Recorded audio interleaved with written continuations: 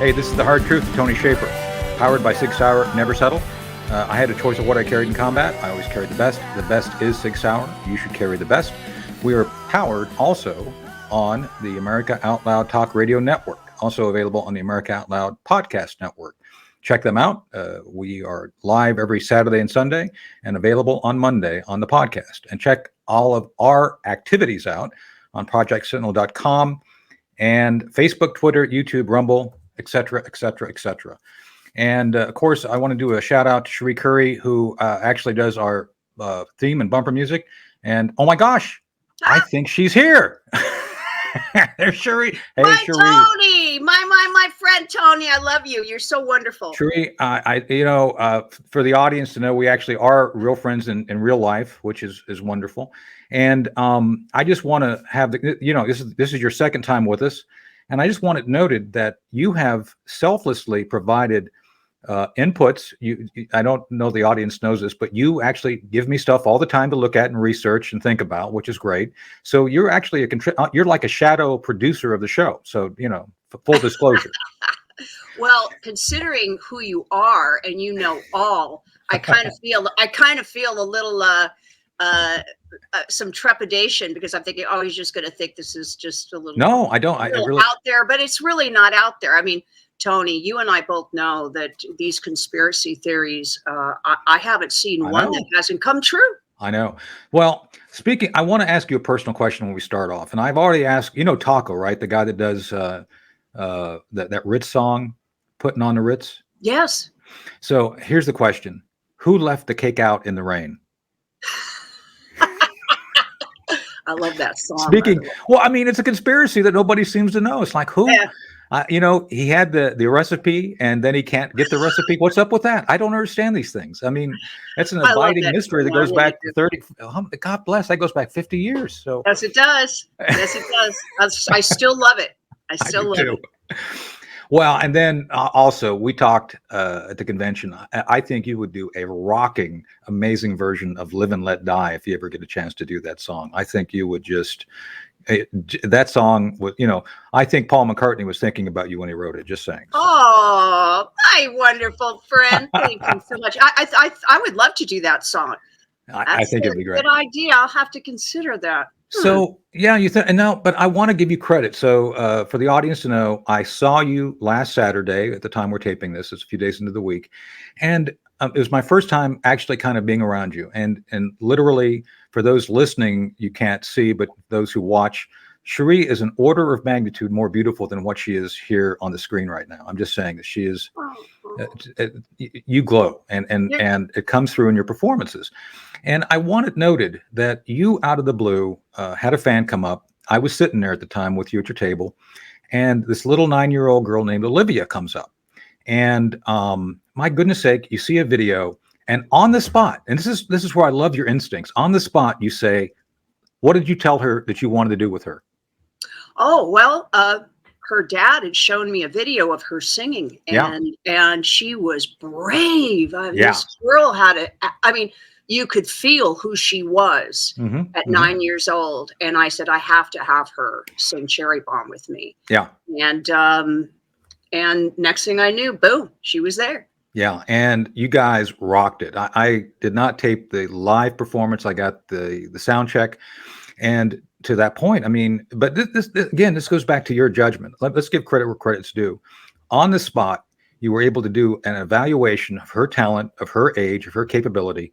You took the chance, and it was amazing. It was magic.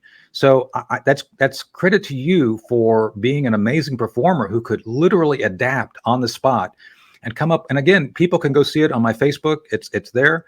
It was an amazing performance, all done at the spur of the moment. So. Well, thanks, Tony. Again, I think she's 9, and these days people don't really seem to reach out to others very much, do they?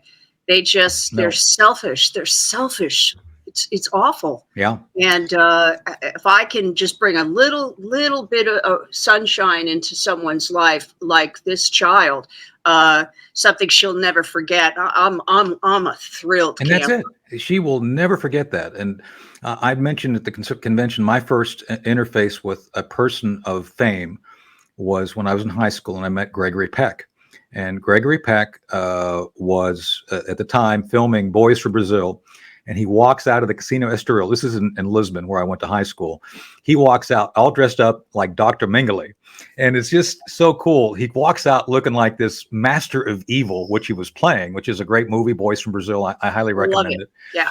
Yeah. And he walks out, hello, boys. What are you doing here? It's like, it was great. And he like you, just walked, talked to us.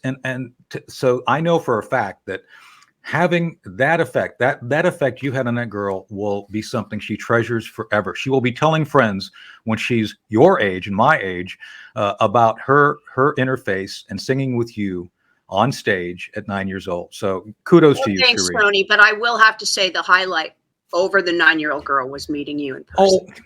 Well, thank you. You are. I mean, I can't even tell you the veterans that were in tears, even on Sunday.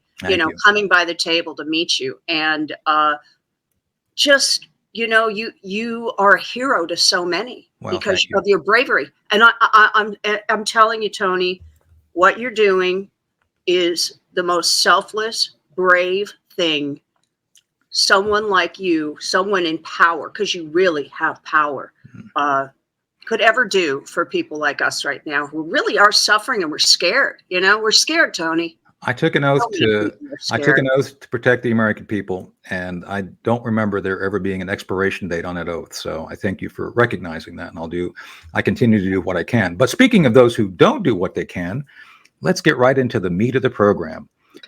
You probably know who Oprah Winfrey is, and The Rock. And recently, this has been in the media. She was on a video pleading for donations for her trust to help the people of Maui. Now, let's put this in perspective. Oprah Winfrey, according to the media, I don't know this, I don't know the woman, she's worth $2.8 billion. The Rock, who is also, a notable, famous actor, is worth $800 million. Now, you and I, we work for a living. You and I do a lot of things, which I enjoy. I'm not complaining. Don't take anything I'm saying as complaint. I enjoy the spectrum of things that I do. I know you do too. You do the chainsaw art. You do the conventions. You sing. You're an actress. You do all these things. I think it makes our life richer because we are challenged constantly. But my point here is that what kind of cojones does it take to get on film, on camera, and ask people to donate their hard-earned cash when you could write a check literally and take care of that? What kind of arrogance is that? Well, I know they have both donated a large sum, but $5 million. What bothers me in these conventions too, I charge so little, because probably half or maybe less than what most people do, because people are suffering so much right now. I mean, when I got home, I couldn't believe the gas prices had gone up $1 a gallon over the weekend. Yeah. I mean, where there's $7 a gallon for diesel and $6 a gallon for regular, and people are dying here. Mm-hmm. And why are these tragedies happening at a time when we are just being pummeled? I mean, this government has abandoned us, completely abandoned us, and we don't trust them at all anymore. And that is from COVID and the lies. There isn't a single truth, I don't think, that was told during that pandemic. So it's, and even with Maui, the residents are so frightened. And my older sister, Sandra, her and her husband have a condo right on the beach there. It's the one building that survived, even though they were trying to red tag it. There was no damage, a little bit of bubbling of the paint, but there's nothing around it. It's all gone. And they're trying to condemn it, because once they condemn it or say that it is a total loss, then the government swoops in and they can buy it.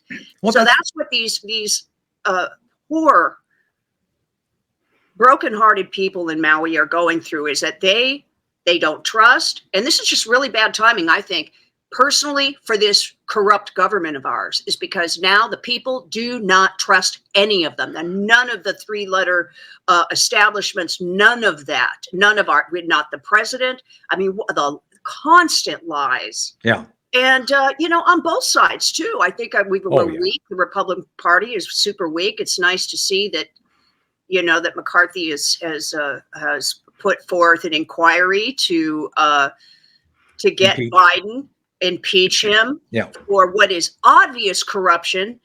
Why these people, the people on the left, can turn around and just demonize Trump the way they do, and then think that we're a bunch of idiots. You know what, you guys, I'm telling you, their jobs are going to be short-lived, Tony. They're going to be short-lived because we do have a long memory. And I think most of these people. Well, we ran into that at dinner on Saturday. It's like we're sitting there having a nice, I don't want to get the person in trouble, but we're sitting and having a nice conversation, agreeing probably on about 85% of everything. But the moment she recognized that I was a Newsmax contributor and someone who worked for Trump, it was like, oh my God, really? It's like, and so it's beyond illogical. I mean, it's like you can agree on policy issues with folks on the left, but the moment they have any belief that somehow Trump is involved or something he did or said, it's like Katie barred the door. They're gone. They just glaze over and become rabid. I mean, it's just the way it is. But what did she say? She says, "I hate conservatives." Didn't she say that out loud? Pretty much. Yeah, I think that's a direct quote. I tried very hard to keep my. Well, I mean, see, I don't even consider myself necessarily conservative. I can consider myself practical. I talk to both people on both sides of the aisle all the time, and I do believe that we the American people are facing all the three-letter agencies plus the mono party. I don't think there's much difference between the Democrats and Republicans anymore. I think it's a morass. So let's go back to Maui real quick. My friend Brigadier General Blaine Holt, you see he and I on Newsmax all the time. Blaine did an estimate regarding the money going to Ukraine versus Maui. So this is what he broke it down to be. Each family, and we're going to have Tanya on here in a bit who lives in Hawaii. Each family in Maui is going to get a one-time payment of, get this, $700. Cherie, you and I both know that's like 2.5 meals in Waikiki. I mean, it's like, are you kidding me? At the same time, we're sending another $1 billion to Ukraine, just announced. And it breaks down that if you break that down to each citizen in Ukraine is getting the equivalent of $3,700. Now, how is it that we're literally enriching the people of Ukraine by $3,700 per person, and we're doing virtually nothing for the people of Maui? How is it neither side is up in arms about this? This is the new world order, Tony. Yeah. I mean, it's like, you know what? The U.S. is last. And also the Ukraine is a war that they're not going to win. I hate to say it. I'm going to get hate I'm with you. Crazy, but this is an unwinnable war. Yeah. So what are they doing? Well, I think they're just trying to distract us and continue this distraction. But to watch Putin, I'm sure that you've seen it, his interview, where he literally turned around and said that what was happening to Trump showed a rot in the politics of the United States of America. Yeah. And that is a very bad guy pointing out that there is rot within our system, our political system. And he's right. He's absolutely right. And what a shame. I mean, the shame that I felt watching that, because you know what, Tony, we're not the leaders of this country. We're not the ones making these horrible decisions. We're not the ones that are spending our grandchildren's money, where they're spending it like there's no tomorrow, because maybe there is no tomorrow, Tony. Well, that could be, but in the process of doing this, they're actually doing huge damage to their own constituency. One of the other things which you and I have talked about is this open border. So within the last 24 hours, there's been studies showing that the labor unions of this country, UAE, all the other ones, and I have no problem with labor unions. I think it's collective bargaining has a role in helping people make sure that big industry doesn't get over on them. I get that. But this is the thing. The blue collar workers traditionally support the Democrats. And yet right now, Mayor Adams of New York is complaining about illegal immigrants. And by the way, they're a sanctuary city, so I don't know what they're complaining about. But by the fact that you have allowed all these illegal, I'll just say illegal aliens to come in and start taking jobs, which they do and they basically work for inexpensive rates. They actually lower, Cherie, the labor value of those blue collar workers. So the Democrat Party is literally taking the bottom out of the benefits of the very unions they're supposed to be supporting. And how is the Democrats, how does their own party not call them out on this? Yeah. And also, I mean, you know, we are, like you say, you don't consider yourself a conservative. I think we are the common sense political party. Yeah. But these people are given a 6 years, some notice to appear in court in 6 years, but they're not allowed to work during that time. Yeah. I mean, are you kidding me? Are you kidding? I mean, first of all, they are going to work. Adams, it's, you know, again, it's the virtue signaling of the left that is so disgusting to me at this point. I mean, it's like, I mean, really, it's like you want to gag because these people are just, I'm at a loss for words at this moment because it just is so preposterous what they're doing. And I was looking yesterday that something like 300,000 illegals passed through just like within a 6-week period. It's 300,000. And it's been millions and millions and millions. And how are we going to be able to absorb that? Where are we going to put them, and at what risk? Now, and also like the governor of New Mexico wanting to, for a month, stop the concealed carry. I want to talk about that. Yeah. People, which is not going to happen. But you have to ask yourself, why? She doesn't want, especially when they're being overrun by immigrants. Overrun, they can't protect themselves. And she's going to say a month, and this woman's a wackadoo. Well, I want to cover that. This is our last point before we go to break, but I'm going to roll into the next one, which is, I want to show a graphic to you and what the audience will have to imagine. Wow. So the thing I'm showing Cherie, and you guys will see on the podcast, this is the results of the last 2020 election. Oh my God. So obviously what I'm showing is that the vast majority of the United States, most counties went for Trump. Huge number. Well, we're not idiots, Tony. I mean, you know, that's what I'm saying. Yeah. I mean, I've got my mail-in ballot sitting somewhere. Oh, I tossed it yesterday. I tossed it on the floor somewhere, but I still have my mail-in ballot that I asked for them not to send me. See? And it didn't matter. Right. I mean, they flooded us with these mail-in ballots. I want to go back to paper ballots. I don't like these computers. Me too. Yeah, because they can be hacked, and they have been hacked, and they're manipulated, and these mail-in ballots have got to go. Anyone that does not believe that is corrupt, in my opinion. I agree. So let's break that down. So 538, which is not a conservative website, 538 is supposed to be the math whiz kids of the current generation. For those who are not wearing high heels or going through gender therapy of some sort, I guess they've kind of kept their focus, so to speak. Not there's anything wrong with going through, you know, if you're an adult and you want to, kind of wear skirts and run around, I don't care. Doesn't matter to me. But I'm just saying that 538 is considered a blue ribbon source. According to them, Trump won all in-person voting. That is to say, that map I just showed you, every state to include Delaware voted for Trump in person. That is to say, in my judgment, if you follow the Constitution, Trump won, period. I don't care what you get into, conspiracies, all these other things. The in-person voting of Election Day of 2020 shows that Trump won. But in every state, the converse of that is every state, the mail-in voting count went to Biden. How is that possible even in red states? Well, it's not possible. No, well, didn't you bring a whistleblower to? I did. Jesse Morgan. I just spoke to Jesse the other day. Yeah. Right. So it's very clear. What did he do about that, Tony? Yeah. Well, he shut you down. Yeah, Bill Barr, if you're Bill listening, Barr. give me a call back. We can redo that call when you directed me to give up a whistleblower without protection, which I did refuse to do, by the way. But we could get into that.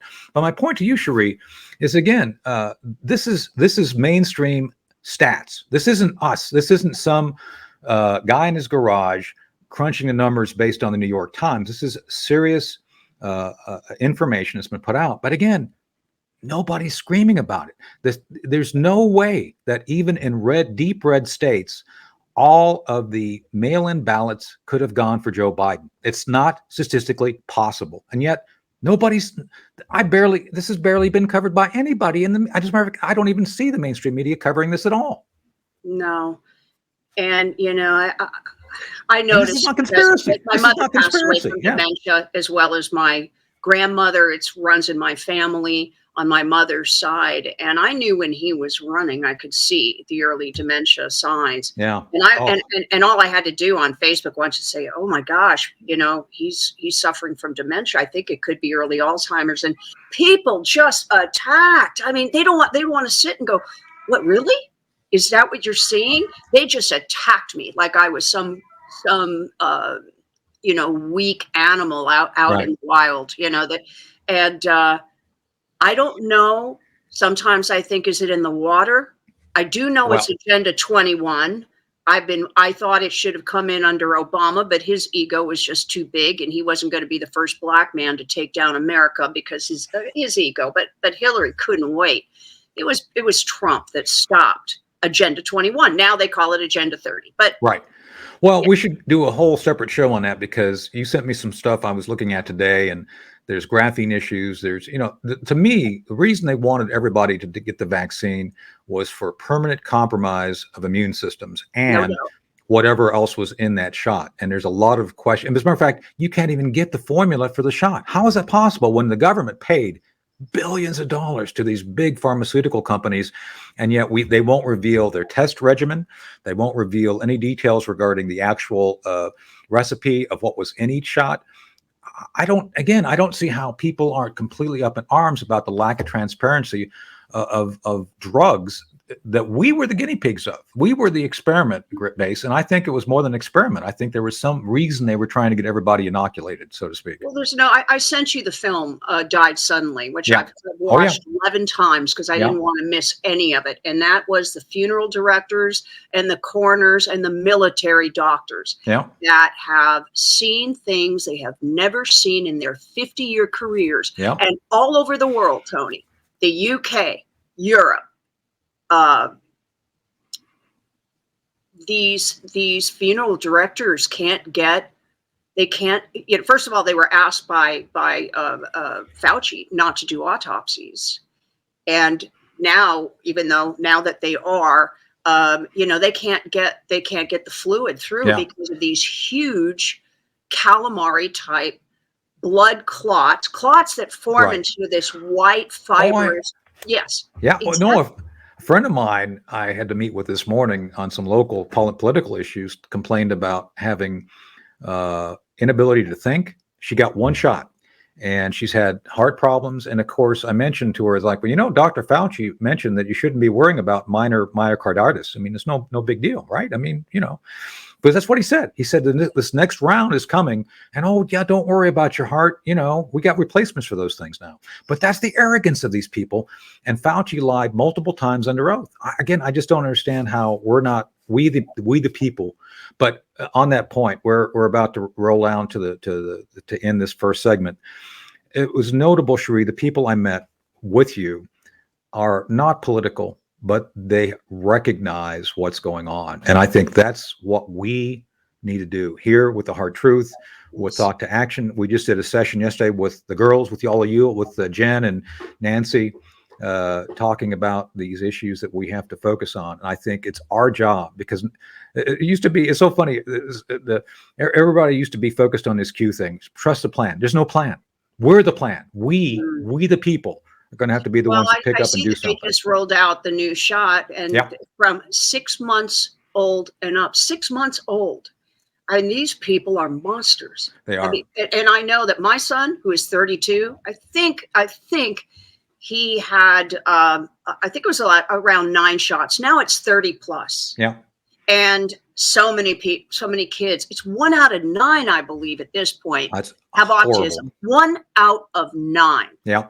So, and if they're not blaming the shots, and these people just need, you know, they don't have 2 brain cells to rub together, because you have to look at just the common sense of it all. What else could it be? What, the water, the food? I mean, who knows? But yeah, well, we're in deep trouble. Well, let's wrap it up for this first half, and I'll leave you with a question, Cherie, for part 2, because we're going to go back and talk about the Second Amendment and the governor of New Mexico.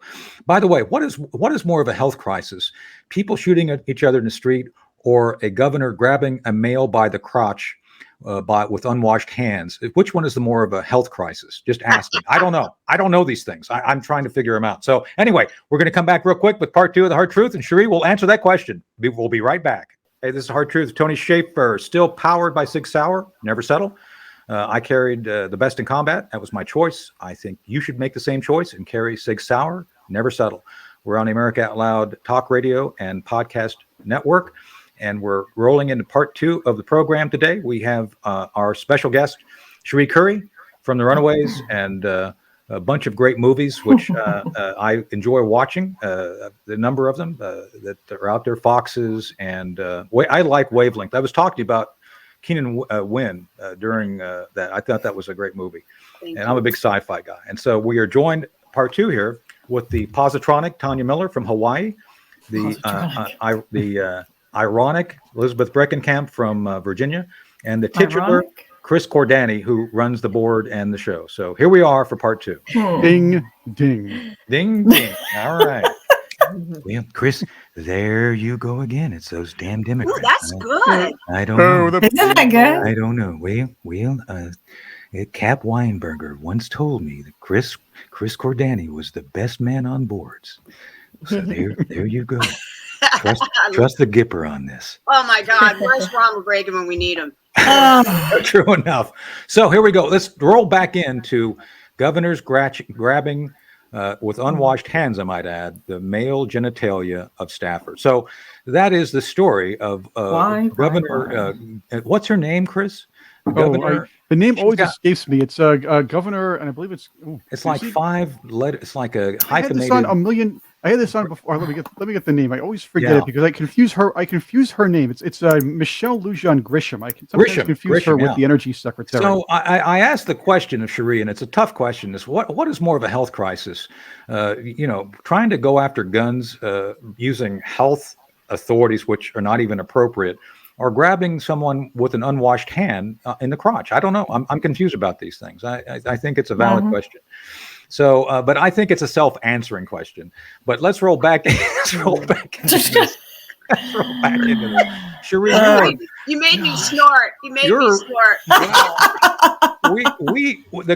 It's very clear, Cherie, to your point, that she's misusing health-related legislation, which is actually designed, and I actually did some research on this today.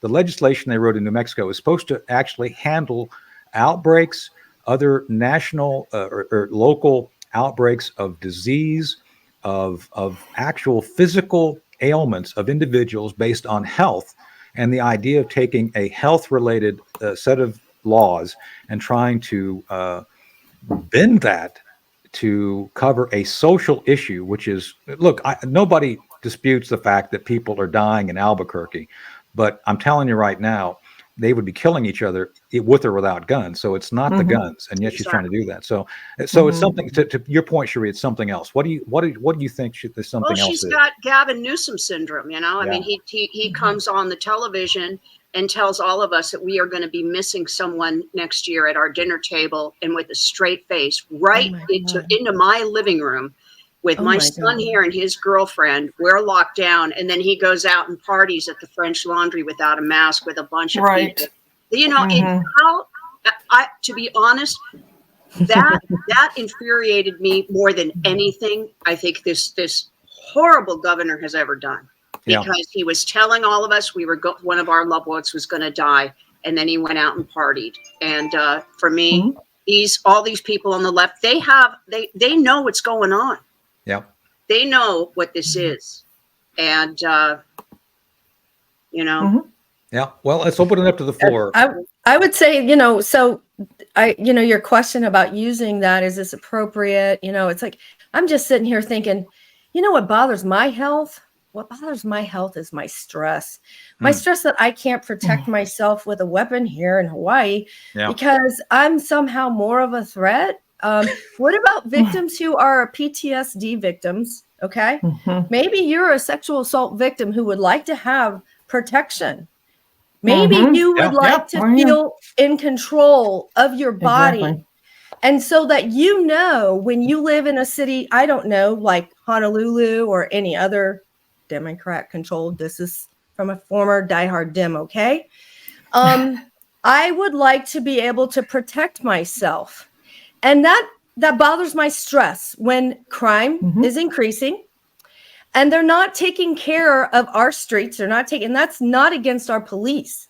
Right. That is against the system that cranks them right back out. That is always at a threat of cranking them out when we have the next pandemic that we're warned about.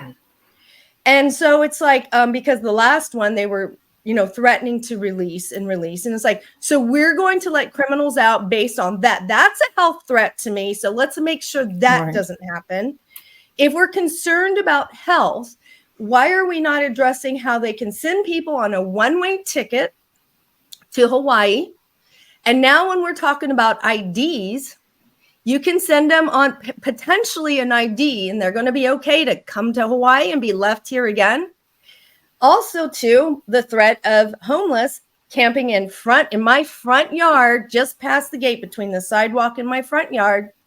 And they can camp there and they can have multiple personnel. This is all real life experience. Okay. And literally camp out there and have multiple personalities, some of which are one who's obsessed with a neighbor girl next door whose parents won't, for whatever reason, won't have a protective order against them. I don't know if it's what the issue may be, why they don't want police looking, but I can't protect myself the way that I would prefer legally. Right. That messes with my health a little bit. Also, too, it kind of annoys me that I go to the beach park bathrooms, which we share with Kapuna, which is elders, Keiki, which is children, tourists from all over the world, including, I don't know anybody that comes up the southern border and who knows what's going on.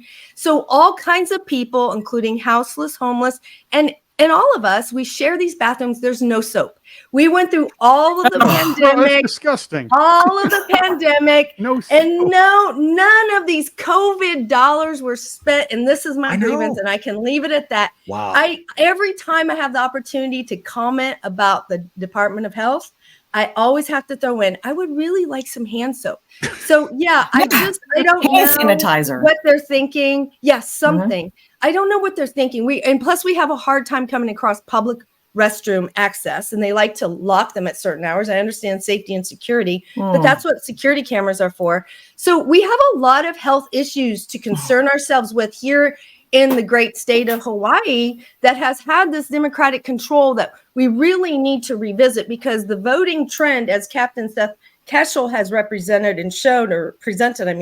at the Oahu Veterans Center, he showed that the trend really wasn't showing that we're so diehard blue here. It's more purple. We were having a red trend.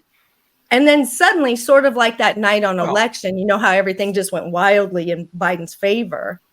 We kind of have some questionable things here. Well, Tanya, that's the thing. According to 538, even Hawaii in-person voting went for Trump. Think about that. And again, every state went for Trump. I truly believe it. You know why? Because driving around, there were a ton of Trump banners, and they're still up. A lot of them are still up. And you really did not. You saw the poorest any kind of public Biden support anyway. But I still believe there are diehard blues. Well, they don't know how else. Let's cover this thing, because Cherie brought this up, and I think it's a valid point for us to talk about as a team.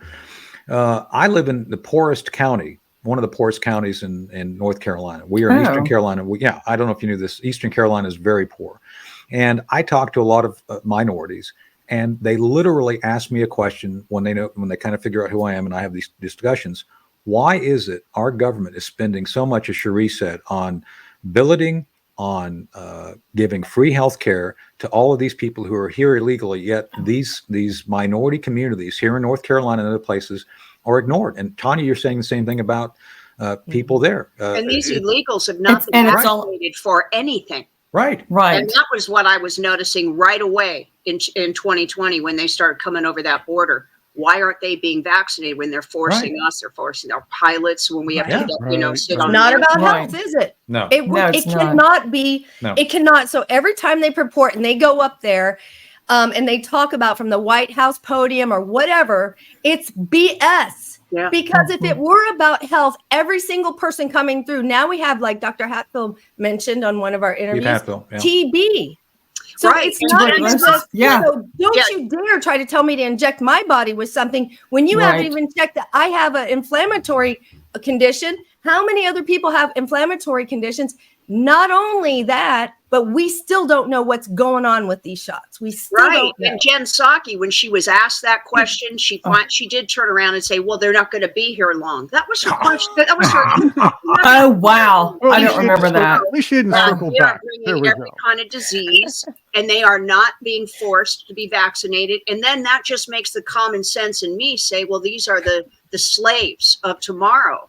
These are the slaves once the rest of us succumb to whatever the shot is. But Tanya, I have a question for you, if you don't mind, about the Second Amendment in Hawaii. Are you not allowed to own guns? If you have people who have, let's just put it this way, if you have PTSD, if you have or PTSD, which is complex. So those people who have multiple traumas, they can, that's another diagnosis. If there's certain legality issues where you can put in a request, if you have those conditions, that then you can request, and you have to have special. If you have, maybe you have medical marijuana, which is legal here in the state of Hawaii, then, and you're diagnosed with one of these reasons, and I don't know about depression or any of those others, but I would imagine maybe those two, then you cannot own. If you have engaged in that for medical marijuana, you cannot. And not only that, if you let it expire, you have to wait a whole year. So these are all things that right now they're just now cranking through and getting kind of challenged on the difficulty in getting a permit here. I wouldn't say I'm that well. Constitution, though, Tanya. Well, I've got my Constitution right here, but let me just say it's all getting. A lot of things are getting challenged. I wouldn't say that I'm that well versed on all the details. I just know that many of us are not legal to be able to protect ourselves. That's insane. However, the criminals are out there and they're having access. Sorry, Elizabeth. Yeah. So, no, I was just wondering, so why aren't you able to have, I don't understand why you can't legally. Well, I don't want to disclose my medical reasons. Okay. So maybe I have PTSD or CPTSD. For you, it's medical. Okay. Yeah. The point is, I wonder if that's why they've legalized marijuana, is that they can all of a sudden turn around tomorrow and sign some bill that says anyone that has marijuana, we're going to confiscate. And here it's not it's for, I don't know about the recreational use legalities of it now. See, that's a big contradiction right there. I know for medical, which cancer, and a lot of chronic pain and cancer people have been able, I know people who have healed themselves from that, using tinctures, and they're trying, and I'm not even promoting that. I'm saying that is one thing that can check out some veterans. Think about the people. Think about the people. You're talking about victims. You're talking about people who could not live without my guns, Tanya. I could not. I have one. I understand the concern. I'm right there with you, Cherie. Where's the concern with us being left without protection? I have mine right here. So, well, that's not Tanya. How is that okay that we're left without protection? It's not okay. It's not. All right. So that's the thing. You know what I mean? We're told in California that we're not allowed to hike in the wilderness with a gun, and I tell them that they're big old.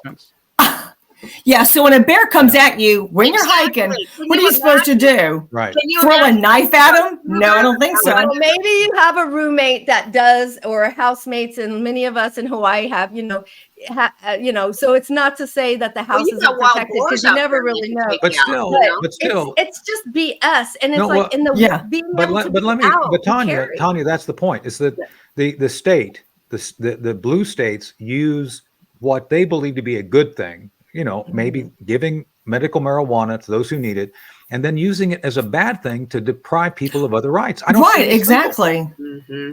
Yeah, when I retired from the Army, one of the medical things was PTSD. So I even asked about that. And this was, Tony knows about this because I retired 2.5 years ago. And I was asking them, when I was going to Fort Lee, filling out all the paperwork, making sure I did everything the way they told me to. And they were saying, you have PTSD. And I said, I went to counseling. I'm not doing medical marijuana because I don't want that to become a habit.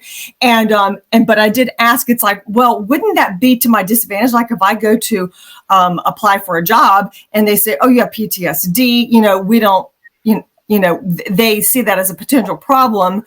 And also, to apply for a firearm. And someone did mention that. It's like, if that's in your medical records, it would be really hard for you to get concealed carry. So I said, well, then scratch that off. Yeah. I don't need to be 100% medical. I'm 90% what if it's medical. SSRIs? What if it's not medical marijuana? That's just one thing that can take you off. But what if you take SSRIs, which is, Zoloft effects or whatever, the depression meds and stuff like that. I don't take that anymore either. In Hawaii, they tell you to strangle them with a lay. That's what they say. No guns, just use the lay and strangle them. The lay is a weapon. I will say, Tanya had such a great point. Talk about PTSD. I would have PTSD if they made me live alone in this house without any firearms. Exactly. Yeah. Because after what I've been through in my life, I would far rather die than to not have a firearm. Yeah, I'm right there with you, Cherie.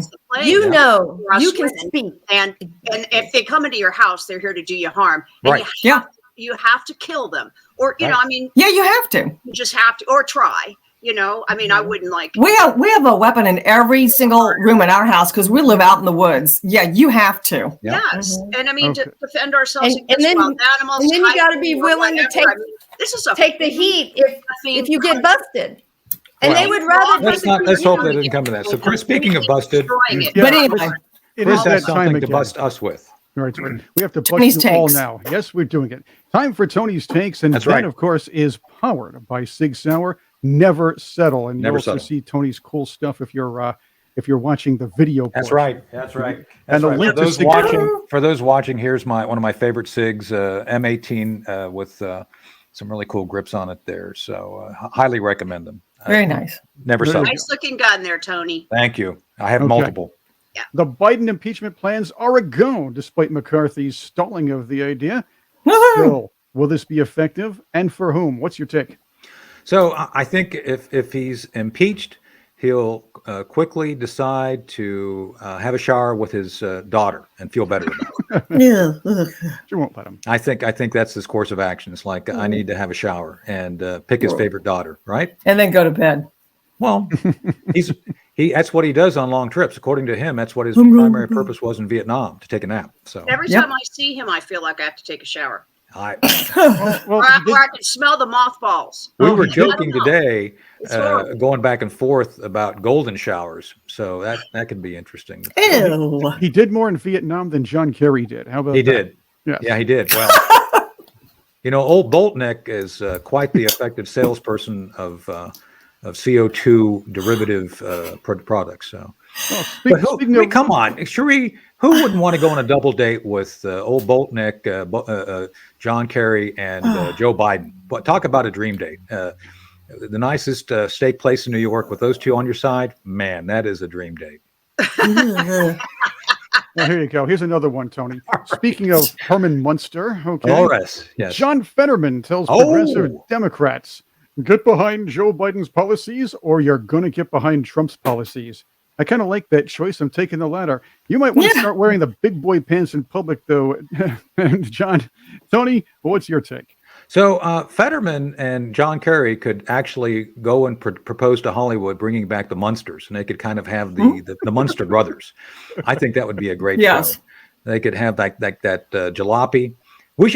Cherie, we should get Susan Olsen on the phone and pitch this to her. We could actually do a series on that, right?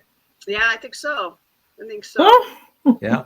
If it wasn't so frightening, but it really is. It is frightening what we are up against with this administration. It's a circus show. It is an absolute freak show.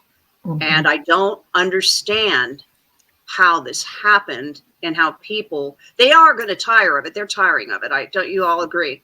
I don't see how people aren't terrified of more Biden years. I don't understand how anybody. I don't understand how anybody on the left or the Democrats can really believe the propaganda anymore, and they're just expected to continue to believe it. And in the face of, I think it's got to be somebody behind him in Obama. I believe, like Tony. You mentioned. Somebody is behind him because the guy's incapable. He literally is incapable of thinking for himself at this point. Well, think about this. Just think about his recent lies. He said flat out that he was at ground zero the day after 9/11. He wasn't. Even in his own book, he says he was in a special Senate hearing, and so that's one thing. And then he constantly talks about everything from basically, I was playing Jenga and the tower fell over, and that's just like 9/11 to, I'm being a bit over the top here, but he does that. And I don't understand how anybody, and now with Cherie mentioned in the first segment that McCarthy finally had the courage to put together at least a exploratory committee to start the impeachment process. How much more do you need? He's been enriching his family. He's been selling access. He got a prosecutor fired. He admits it on tape. He has been buying houses. He's got how do you on a senator's salary buy multiple $1 million homes? How is that possible? And yet somehow, this is vengeance. It's not a senator's salary. Yeah. Right. Well, how about if I turn this around to you? I want to play devil's advocate here and throw this to all of you. What about the idea, since Donald Trump is getting stronger with each indictment, what about the idea that Joe Biden turns into a little bit more of a martyr amongst some people who lean slightly left, who might want to get out and vote if he's impeached, just like what happened with Bill Clinton? I think that, Chris, I understand the thinking, but just I don't devil's think advocate. Well, I don't think that those who buy Depends as a requirement are going to be a big demographic that's going to be swayed. I think even those who are compromised are not going to see this as a thing to support Joe Biden. And then there's Kamala, though. There's Kamala. I think that's a major deterrent for people to get rid of Biden. What, Cherie? I think we should look no further. We should look no further than Willie Brown to see if he would be willing to get behind Kamala. Oh, this is disgusting. Oh boy. Well, honestly, if they could just be challenged. They're not being challenged. They're not allowing themselves to be challenged. Yeah. The left is not allowing themselves to be challenged because, like Team Kennedy is sharing that they aren't even allowed. They're not. This is how they break down.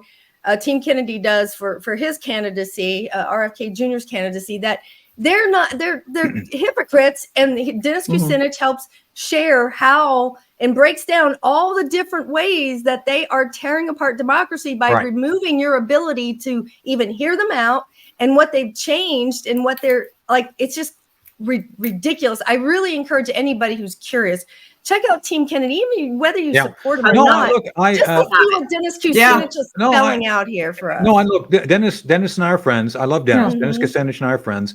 And to that point, very helpful to see. To that point, RFK. And by the way, Marianne Williamson, another, I think, legitimate candidate. I know Marianne, I've met her years ago. They have the right to be on stage with Biden and debate him. And I'm telling you right now, if you're going to save the Democrat Party, you need to have the Democrat Party save itself. They've got to go through their trial by fire. RFK, he's a sincere man. I don't agree with a lot of his policies, but he's a sincere man who's trying to do the right thing. And I think the Democrats need to, and think about their leadership right now. Nancy Pelosi, you mentioned John Kerry, Fetterman, who else is, all these folks, Dick Durbin, Dick Durbin before he dicks you, so to speak. And then you've got Chuck Schumer, all these folks are completely, completely. I don't know how would I describe it? It's like the Walking Dead. So well, the USA is no longer by the people for the people. Yeah. It's for the government, right? And they're telling us who we can and cannot vote for. Well, and we never read the Constitution. We can't even count on our vote. So it's all just talk because we can't even count. We saw how much, whether you supported Trump or not, whether you support him this time around or not, you know that things were amiss. Let's just say we saw how the demographics went that night. Right. Well, we got to wrap it up. So how can we count for this election? I know this went fast. It's been another full hour of the Hard Truth. Thank you all for being here. Cherie, God bless you. Thank you again for letting us use Rock and Roll Oblivion. It's one of my favorite running songs. Love that song. Thank you for letting us use it. Elizabeth, always great to have you on. Tanya, stay out of the bathrooms until you get the soap. Chris. And Tanya, please take up archery. Yeah. Oh yeah, I want some self-defense. Be a bad one. It doesn't mean I'm not protected. I'll just say I'm advocating for those of us who have had difficulties. Right. And I know plenty. I know there's plenty of women out there. One last thought as we close this out. We're all rock and roll fans, Chris especially. Cherie is a rock and roll legend, so we're all together. But I want to use a quote from a song from Shriekback. The song is Nemesis. And this is an apt line to summarize our show today. But evil is an exact science, being carefully, correctly wrong. And everything we're seeing right now is completely scientifically wrong, and they know what they're doing. This is not by accident. This is not incompetence. We are faced with an existential threat to the very foundations of our culture and of our nation. So everybody pay attention, think for yourself, and thank you for being here on Hard Truth. And we'll be back again next week. Thanks for joining us.